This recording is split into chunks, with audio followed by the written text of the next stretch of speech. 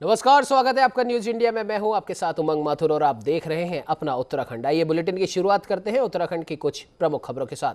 आपको बता दें कि उत्तराखंड सरकार के आदेशों के बाद 2 अगस्त से प्रदेश भर में स्कूल खुल गए हैं। उधर उत्तराखंड हाईकोर्ट ने 2 अगस्त से कक्षा 6 से 12 तक स्कूल खोले जाने के कैबिनेट के निर्णय व सरकार के शासनादेश 31 जुलाई 2021 को चुनौती देने वाली जनहित याचिका पर सुनवाई करते हुए सरकार से 17 अगस्त तक जवाब पेश करने को कहा है।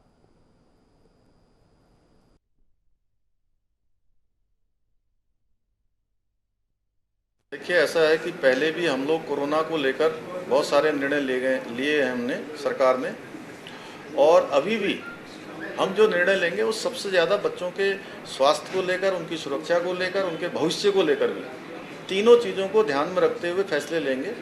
और उसमें हमने जो फैसला किया है वो पूरी तरह से हमारे जो नौनिहाल हैं, जो हमारे आने वाले भविष्य हैं, जो हमारे बच्चे हैं, उनका हर प्रकार से जो है विकास होना चाहिए। मानसिक विकास भी उनका होना चाहिए, लेकिन सुरक्षा भी जरूरी है, उसका भी ध्यान रखेंगे।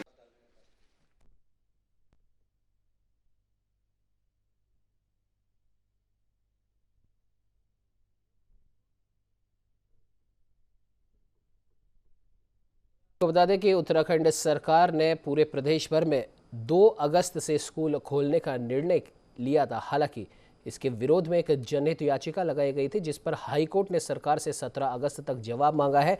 तो वहीं सरकार के इस खबर पर ज्यादा जानकारी के लिए हमारे साथ में राजधानी देहरादून से संवाददाता साक्षी सहानी फोन लाइन पर जुड़ चुके हैं। साक्षी, जानना चाहेंगे जिस प्रकार से सरकार ने एक निर्णय लिया और मुख्यमंत्री पुष्कर सिंह धामी का भी कहना है कि बच्चों के स्वास्थ्य का तो ध्यान रखना ही है, साथ ही साथ उनके भविष्य का भी ध्यान रखना है, और तमाम लोगों से सलाह मशवरा करके 2 अगस्त को स्कूल खोले जाने का हमने निर्णय लिया था। हालांकि इस निर्णय के विरोध में जनहित याचिका पर सुनवाई करते हुए हाईकोर्ट ने हालांकि 17 अगस्त तक सरकार से जवाब मांगा है। क्या कुछ अपडेट है साक्षी आपके पास? बिल्कुल उमंग, देखिए कोरोना के चलते कहीं ना कहीं शिक्षा व्यवस्था जो है बहुत ज्यादा चरमराई है। अगर बात करें तो बच्चों की शिक्षा व्यवस्था पर जो है अक्सर सवाल उठा है। अगर बात करें हर वर्ग के बच्चों ने कहीं ना कहीं इस कोरोना काल के लमसम अगर बात करें तो 1.5 साल में कहीं ना कहीं बहुत पीछे जो है बच्चों का सिलेबस चला गया है। और वहीं अगर बात करें जो क्वालिटी ऑफ एजुकेशन है उसमें भी कहीं ना कहीं गिरावट साफ तौर पर देखने को मिली है, जिसको लेकर मुख्यमंत्री पुष्कर सिंह धामी ने ये निर्णय लिया था कि अब जल्द से जल्द जो है, जैसे सारी चीजें जो है धीरे धीरे खुल रही हैं, तो स्कूलों को भी खोल दिया जाए। और उसी को लेकर जो है प्रदेश में 2 अगस्त से स्कूल खोलने का निर्णय जो है वो लिया गया है। अगर बात करें 6ठी से 12वीं क्लास की कक्षाओं तक। और वहीं जिस तरीके से देखिए हाईकोर्ट ने इस बात के लेकर जो है याचिका भी मांगी है, जिसको लेकर अब देखने वाली बात ये होगी उमंग कि किस तरीके से जो है सारी चीजें सही तरीके से संचालित होती हैं। क्योंकि एक तरफ अगर देखें उमंग तो बच्चों का करियर भी है, फ्यूचर भी है, और वहीं अगर बात करें तो सेफ्टी भी कहीं ना कहीं अपनी जगह है। क्योंकि उस दूसरी वेव के थपेड़े को कहीं ना कहीं अभी भी प्रदेश झेल रहा है और भूल नहीं पाया है। वहीं अब तीसरी वेव आने की जो अटकलें लग रही हैं, और जिस हिसाब से देखिए लगातार ये बात भी सुर्खियों में बनी हुई है कि अगर तीसरी वेव आएगी तो बच्चों पर जो है सीधे तौर पर असर पड़ेगा, क्योंकि उनकी इम्यूनिटी जो है वो बहुत कम होती है। और अभी वैक्सीनेशन जो है छोटे बच्चों को लगनी शुरू भी नहीं हुई है। इसीलिए उमंग देखिए अब सतर्कता जो है राज्य सरकार को बरतनी होगी, प्रदेश सरकार को बरतनी होगी। अब देखने वाली बात ये होगी कि उमंग किस तरीके से जो है स्कूलों को लेकर जो सरकार है वो फैसला बनाती है। जी बिल्कुल साक्षी, जानना चाहेंगे कि हालांकि सरकार के इस निर्णय के विरोध में जो जनहित याचिका है, जैसा कि अभी आपने भी बताया कि हाईकोर्ट ने 17 अगस्त तक का सरकार से जवाब मांगा है, कुछ अभिभावकों से क्या आपकी बातचीत हो पाई, उनकी प्रतिक्रिया आपको मिल पाई इस निर्णय को लेकर? बिल्कुल उमंग, देखिए कहीं ना कहीं अभिभावक भी इस दौर में चिंता में है। क्योंकि कह सकते हैं देखिए जिस तरफ देखा जा सकता है कि बच्चों की पढ़ाई तो सीधे तौर पे हार्म हो ही रही है, तो वहीं अगर बच्चों की सेफ्टी है वो सबसे पहले जो है हर किसी के लिए होती है। और अभिभावक के लिए जो है सबसे बड़ी प्राथमिकता बच्चे की जो है सेफ्टी होती है। लेकिन जिस हिसाब से हम देख सकते हैं उमंग की शिक्षा व्यवस्था के तौर पर भी, और अगर बात करें जिस हिसाब से ये लगातार जो है ऑनलाइन क्लासेस के माध्यम से भी जो है पढ़ाई सुचारू रूप से चल नहीं पा रही है, तो उसको लेकर भी कहीं ना कहीं अभिभावक ये चाहते हैं कि जो भी फैसला हो कहीं ना कहीं बच्चों के हक में हो, क्योंकि देखिए एक तरफ बच्चों की पढ़ाई भी कहीं ना कहीं उससे आहत ना हो, और साथ में जो बच्चों का आगे जाके अगर देखिए सेफ्टी के लिहाज में भी कहीं ना कहीं ज्यादा दिक्कतें ना हो, तो उसके लिहाज में हो सकता है उमंग की सरकार जो है कुछ तमाम एसओपी ले आई, कोई ऐसी विशेष एसओपी ले आई जिसके तहत जो है बच्चों के करियर में भी ज्यादा नुकसान ना हो और साथ में सेफ्टी को लेकर भी कोई अच्छा जो है निर्णय लिया जा सके। जी बिल्कुल साक्षी, इस खबर पे आप नजर बना के रखिए। अपडेट के लिए फिर संपर्क करेंगे। फिलहाल के लिए बहुत बहुत धन्यवाद।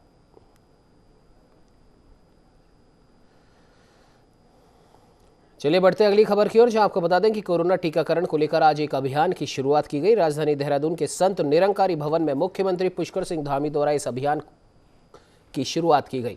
मुख्यमंत्री पुष्कर सिंह धामी ने कहा कि हमारी सरकार ने मेगा वैक्सीनेशन का कार्य शुरू किया है। उन्होंने कहा कि आज पूरे दिन भर में 1.5 लाख लोगों को वैक्सीन लगाने का कार्य किया जाना हमारा लक्ष्य है।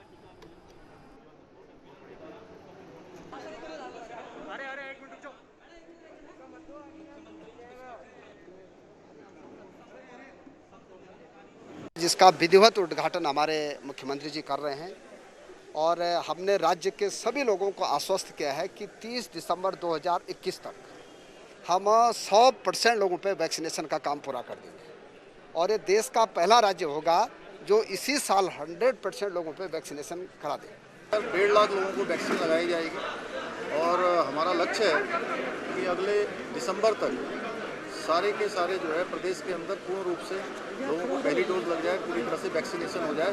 उसके लिए देश के यशस्वी प्रधानमंत्री जी का मैं धन्यवाद करना चाहता हूँ, देश के यशस्वी प्रधानमंत्री नरेंद्र मोदी जी का, कि उन्होंने पर्याप्त मात्रा में हमारे यहाँ पर जो वैक्सीन कुछ कम मात्रा में आ रही थी उसको जो है अधिक कर दिया है, और अब हमको जल्दी से जल्दी अपना लक्ष्य प्राप्त हो जाएगा।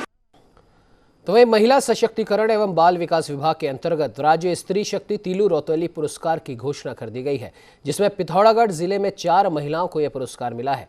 आपको बता दें कि पिथौरागढ़ जिला पंचायत की अध्यक्ष दीपिका बोहरा, दीपिका चुफाल, बबीता पुनेठा, रेखा जोशी को इस पुरस्कार के लिए चुना गया है।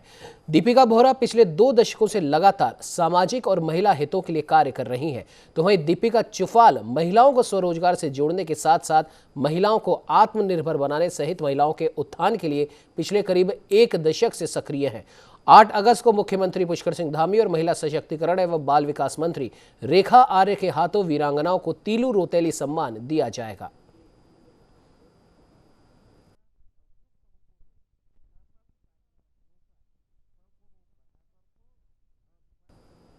तो पौड़ी में खिरसू डमरूखाल मोटरमार्ग के समीप पिछले 3 सप्ताह से क्षतिग्रस्त पड़ी नानघाट पेयजल पंपिंग योजना का अब जिलाधिकारी ने स्वयं मौके पर जाकर बाधित पेयजल योजना स्थल का निरीक्षण किया और जल संस्थान विभाग को 2 दिन के भीतर इस योजना को दुरुस्त करने के कड़े निर्देश दिए हैं, जिससे शहर में बाधित पड़ी पेयजल आपूर्ति सुचारू हो पाए।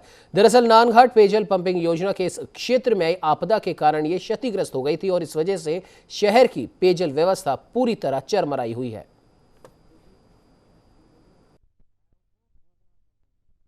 मुख्यालय पौड़ी में आप देख रहे हैं कि विगत काफ़ी दिनों से पेयजल की बड़ी समस्या बनी हुई है। ये बड़ा दुर्भाग्य है कि इस क्षेत्र के जो चुने हुए जनप्रतिनिधि जो सरकार में बैठे हुए इस क्षेत्र के चुने हुए जो नुमाइंदे हैं उनको इस समस्या से कोई लेना देना नहीं है, जबकि यहाँ पर आज जो है पूरे मंडल मुख्यालय पौड़ी के जो तमाम नागरिक हैं वो पेयजल की समस्या से जूझ रहे हैं। विभाग के द्वारा बताया जा रहा है कि 1 दिन में ठीक होगा, 2 दिन में, 10 दिन में। अभी 2 हफ्ते से ज़्यादा का समय हो चुका है और यहाँ पर पेयजल के लिए लोग जो है परेशान हैं।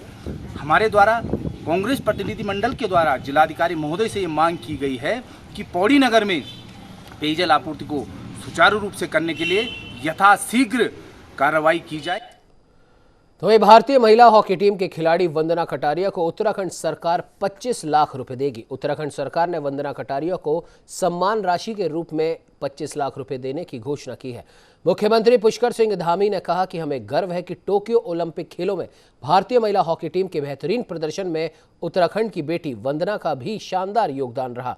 उन्होंने कहा कि शीघ्र ही राज्य में एक नई और आकर्षक खेल नीति लागू की जाएगी और इस नीति में विशेष रूप से हमारे युवाओं में अंतर्राष्ट्रीय स्तर की प्रतिभा का विकास करने के लिए उचित आर्थिक प्रोत्साहन की व्यवस्था होगी। आपको बता दें कि वंदना कटारिया हरिद्वार जिले के रोशनाबाद की रहने वाली हैं।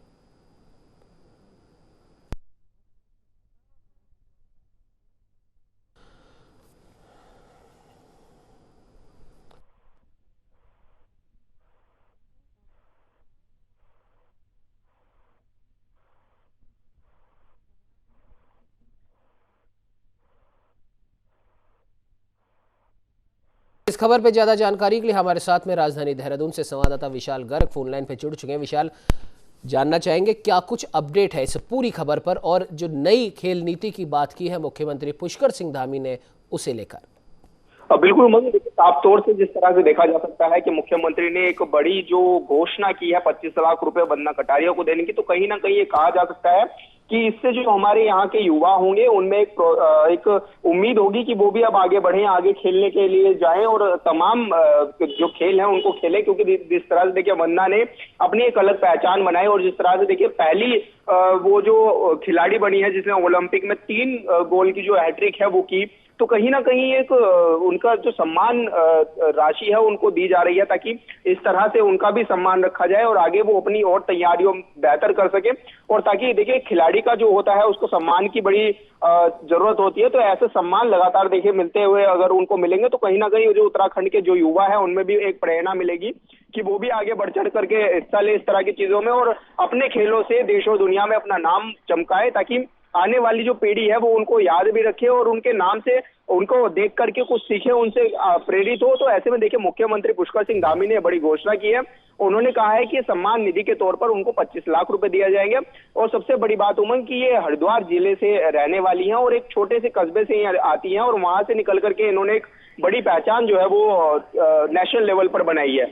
उमंग जी बिल्कुल विशाल, और जानना चाहेंगे जिस प्रकार से मुख्यमंत्री पुष्कर सिंह धामी ने एक सार्थक पहल करते हुए वंदना को 25 लाख रुपए देने की घोषणा की है, और जाहिर सी बात है जिस प्रकार से अक्सर देखा गया है, भले उत्तराखंड हो या फिर देश का कोई अन्य राज्य हो, हर राज्य में ये स्थिति है कि जो हमारा जो राष्ट्रीय खेल है, हॉकी की बात करें या फिर क्रिकेट को छोड़कर और कोई भी खेल है, उसे लेकर कभी कोई बात नहीं की जाती या उसके लिए कोई सुविधाएं डेवलप नहीं की जाती। लगभग हर राज्य की यही स्थिति है कि क्रिकेट को लेकर तो हर एक जगह कहीं ना कहीं एक बढ़िया एकेडमी को विकसित किया जाता है, या फिर क्रिकेट के जो खिलाड़ी होते हैं, खासतौर पर पुरुष खिलाड़ी, महिला क्रिकेट खिलाड़ियों की भी इतनी ज़्यादा कोई अच्छी स्थिति नहीं है। तो क्या आपको नहीं लगता कि इस नई खेल नीति में इस चीज़ की भी व्यवस्था हो कि उत्तराखंड के जो भी खिलाड़ी हैं उनकी पूरी ट्रेनिंग का और किस प्रकार से उन्हें एक बेहतर खिलाड़ी के रूप में हम कह सकते हैं तैयार किया जाए, ताकि आने वाले और भी कई ओलंपिक्स में वो न सिर्फ उत्तराखंड का बल्कि देश का भी नाम रोशन करे और बार बार उन्हें अपनी प्रैक्टिस के लिए, ट्रेनिंग के लिए राज्य के बाहर ना जाना पड़े। विशाल, बिल्कुल साफ तौर से ये देखा जा सकता है और इस तरह की कई ऐसी घटनाएं भी देखिए उमंग सामने आई हैं जब सरकारों को खिलाड़ियों ने अवगत कराया है कि हमारे लिए इस तरह की व्यवस्थाएं कराई जाए।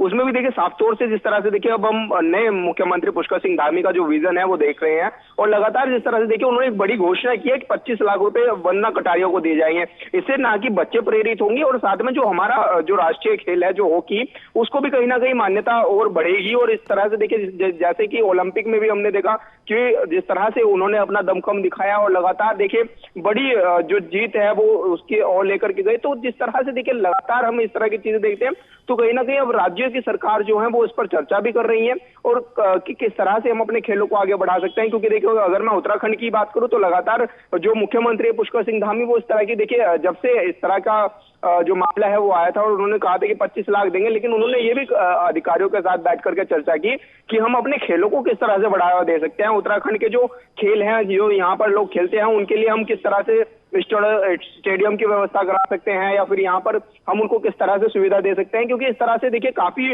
बड़ी मात्रा में जो बच्चे हैं वो उत्तराखंड सरकार के पास अपनी जो चीजें हैं वो लेकर के पहुंचते हैं कि ताकि उनको उसका लाभ मिल सके, उनको स्टेडियम मिल सके, उनको व्यवस्थाएं मिल सके या उनकी प्रैक्टिस जो है वो चल रही है उस पर भी उनको थोड़ा राहत की जो पैसे हैं जो उनको मिल सके। तो मैं इस तरह की देखिए तमाम जो चर्चाएं हैं वो होती हुई नजर आ रही है और उस पर देखिए मुख्यमंत्री भी आश्वासन भी देते हुए नजर आ रहे हैं और जिस तरह से उनका एक विजन है तो कहीं ना कहीं ये देखने की बात होगी कि आगे आने वाले समय में किस तरह से खिलाड़ियों को और ज्यादा से ज्यादा प्रोत्साहित किया जाएगा ताकि आने वाले हमारे जो देश के खिलाड़ी हैं वो देश और दुनिया में नाम रोशन करते हुए नजर आए। उमंग, बिल्कुल बिल्कुल विशाल, आपने बिल्कुल सही कहा। कहीं ना कहीं अब खैर देखने वाली बात होगी कि नई खेल नीति में क्या कुछ मुख्यमंत्री पुष्कर सिंह धामी लेकर आते हैं। फिलहाल इस खबर पे हमारे साथ जुड़ने के लिए, तमाम जानकारी देने के लिए आपका बहुत बहुत धन्यवाद।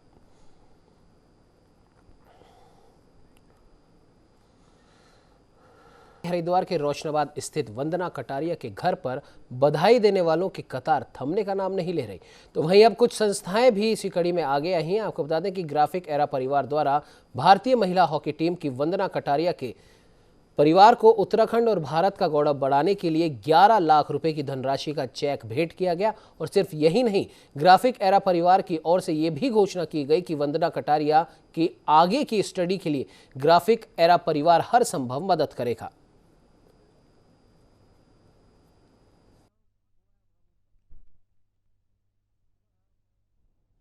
उत्तराखंड और पूरे देश के लिए, भारत देश के लिए बहुत गर्व का माहौल है।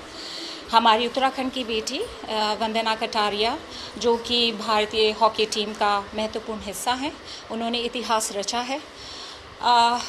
उन्होंने मेडल नहीं हासिल किया, वो अलग बात है, बट उससे भी बड़ी चीज़, बड़ी उपलब्धि हासिल की है।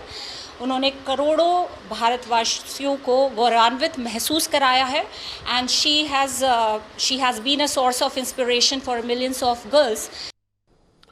तो बेरीनाग पुलिस नगर की यातायात व्यवस्था को ठीक करने के लिए थानाध्यक्ष प्रताप सिंह नेगी ने टैक्सी चालकों के साथ बैठक की।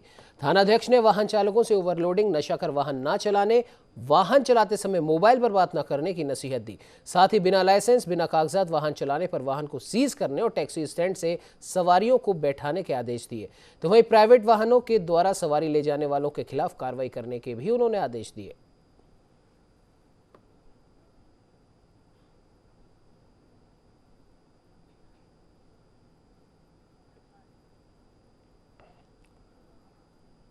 तो वहीं खटीमा तहसील क्षेत्र के अंतर्गत स्थित आंगनवाड़ी केंद्रों में इन दिनों सरकार की तरफ से दिए जाने वाले पुष्टाहार की घटतौली और गुणवत्ता को लेकर काफी गर्मागर्मी चल रही है। गौरतलब है कि कुछ दिन पहले जनप्रतिनिधियों और लाभार्थियों द्वारा आरोप लगाया गया था कि ये गोरख धंधा वर्ष 2019 से अनवरत चल रहा है। आंगनवाड़ी केंद्र में गए तो वहाँ जो राशन था वो कम पाया गया। चना है, दाल है, दलिया है, वो सब 100-150 ग्राम कम थे। उसको तोला गया। बाद में फिर हमारे एक गौरव सोनकर जी ने तहसीलदार को फ़ोन करा। तहसीलदार बोले ये सामान लेके तहसील में आ जाओ। तो एसडीएम साहब से बात करो। एसडीएम साहब के पास आए तो एसडीएम साहब खोल गए कि मैं तुझे जानती हूँ, तू ऐसा है वैसा है, कुछ ठीक से मतलब अभद्र व्यवहार करने लगी।